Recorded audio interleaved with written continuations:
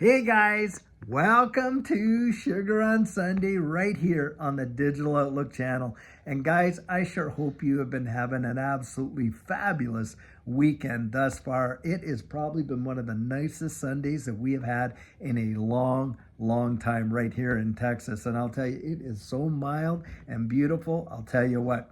Guys, what I want to share with us today is really, I think, right on the moment of what we need to hear because look, there's a lot of stuff going on in the wide world right now, and of course, it is making a lot of people just kind of like, "Hey, what's going on over here?" And we're looking over and we're thinking, "My goodness, all this is going on. We got the thing, geopolitical going on, things in our domestic homes going on, all kinds of stuff like that." And guys, if there was ever a time we needed to know that the future is secure, this is one of those times. And guys, I am going to read one of the most famous passages of scripture in the wide world. And I got my trusty book right here.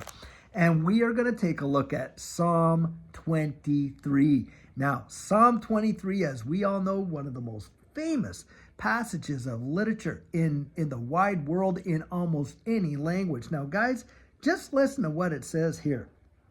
And it's really only a few short verses, only 6 verses.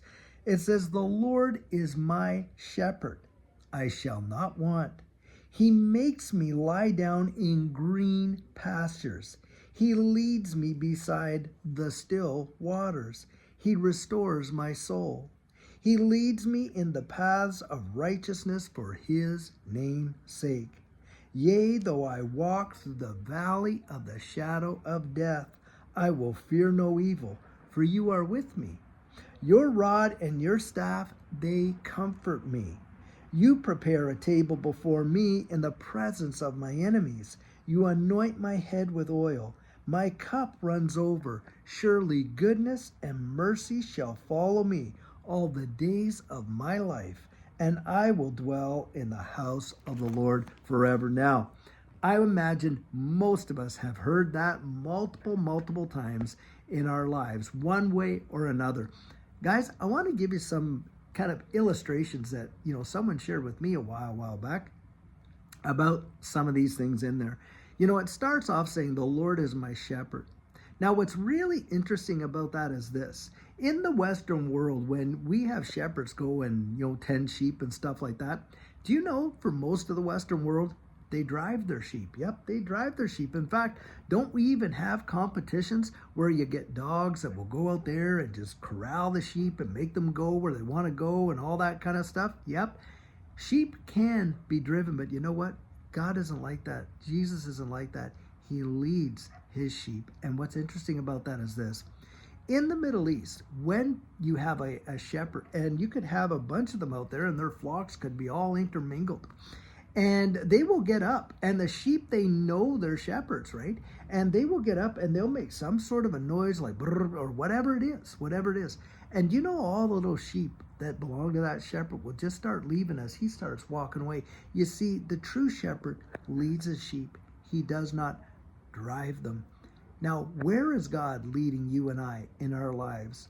Because it looks like, there's lots of trouble to be had all around, all the time, personally in our lives. Of course, in the wide world, there is enough stuff for us to really worry about. But you know what? If we could just keep our eyes on the shepherd, what does it say? He leads us beside the still waters, and he restores our soul. Jesus said, my sheep, they hear me, they know my voice, and they follow me. Do you know what happens when a shepherd like that loses one of his sheep? Well, he goes looking for it, doesn't he? Like the scripture says, he leaves the 99, he goes, finds the one sheep, and what happens? Well, he picks up that sheep. Do you think he scolds it, beats it for getting lost? No, he's rejoicing that he found it. He picks it up, he puts it right there, right on his shoulders, and this is how I love to say it. He's like, you're not only going to know my voice, you're going to know my smell. And that sheep, he really gets to know his shepherd, so he doesn't get lost again. And that's how God is with us. Look, troubled times come. They come to everybody. And we are definitely in some troubled times right now. And the scripture says this. He said, Jesus himself said, look, in this world you will have trouble, but don't be overcome, because I've overcome the world. And he said, listen, little children, it's your Father's good pleasure to give you the kingdom. Now, what did he mean by that? Well, he meant that it's God's desire to bless us, didn't he?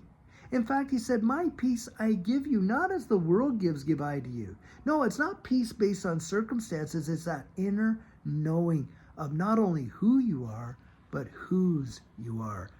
Big, big deal. Know who you belong to. Know that he's got you right. You know, we used to sing that as kids. He's got the whole world in his hands.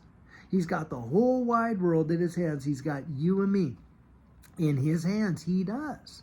And do you think that God is somehow shocked about the future? That he's worrying about the future? We know that he isn't. In fact, we don't know what the future holds, but we can know who holds the future, can't we?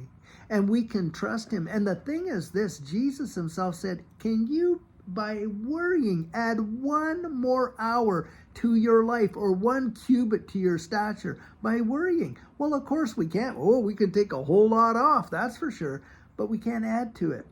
Guys, this is the enemy's snare. It's his trap. He wants us to, think about all the what if this and the what if that and all this and all that and worrying about tomorrow. In fact, Jesus said, don't worry about tomorrow. Sufficient unto the day is the evil thereof. Don't worry about tomorrow. In fact, he said, look, why are you worrying about what you're going to eat, what you're going to wear, and all that? He said, look at Solomon and all his glory. He wasn't arrayed as one of these. And God, he feeds the birds of the air. Do you not think he's going to feed you, O you of little faith? You see, do we trust him? Do we trust where he is leading us in our lives today? And I know it's not easy to do. Because fear does come. Fear is a real feeling. It is a real emotion. And having courage is not the opposite of fear. Do you know what really the opposite of fear is? It's love. In fact, the Bible says perfect love casts out fear. It's not courage. With courage, you're feeling the fear, but you're doing it anyway. You're doing what you know to do anyway, even though you're feeling that fear. Guys, Scripture says, be anxious for nothing, but in everything, with prayer and supplication, with thanksgiving, make your requests known to God. And then it says, the peace of God, which transcends all our understanding, will guard our hearts and our minds in Christ Jesus. Did you hear that? Now, let me ask you a question about that little verse there. When do you usually thank somebody for something? Well, you usually thank them for it when they give it to you, don't you? Well, thank you when they give it to you. It says, make your prayers known to him, and with thanksgiving. The attitude is, believe you've already received it. Because Jesus himself said, ask and you'll receive, seek and you'll find, knock and the door will be open unto you. And he said, look, if you being evil know how to give a good gift, and think about that, because he didn't just say, oh, if you being human, because that's our excuse all the time. Well, I'm only human. No, he said, if you being evil know how to give a good gift, that spiritual condition that you're in, then how much more do you think your heavenly Father, who's loving, kind, merciful, good, gracious, compassionate, giving, and forgiving, will give good gifts to those who ask him? And look, he said, if your child asks you for bread, are you going to give him a stone? No. And yet we want to treat God as if he's not trustworthy. It's us. We're the ones. We can't trust ourselves, but we can trust him. Be encouraged, guys. Yes, hard times are coming. Hard times are here. No doubt about it. But we can trust him in our tomorrow. And this is not the only generation of mankind that has faced hard times. That is a fact, Jack. In fact, our fathers and our grandfathers went to war so that we could live in the peace that we have lived. And then there's those out there that they just want to turn the whole thing on its head, and they want to drive us into conflict. Guys, Bible says, as much as it depends on you, live at peace with all people. That's what it says. And this is what we need to strive for. We need to pray for the peace of this world, and we need to pray for one another.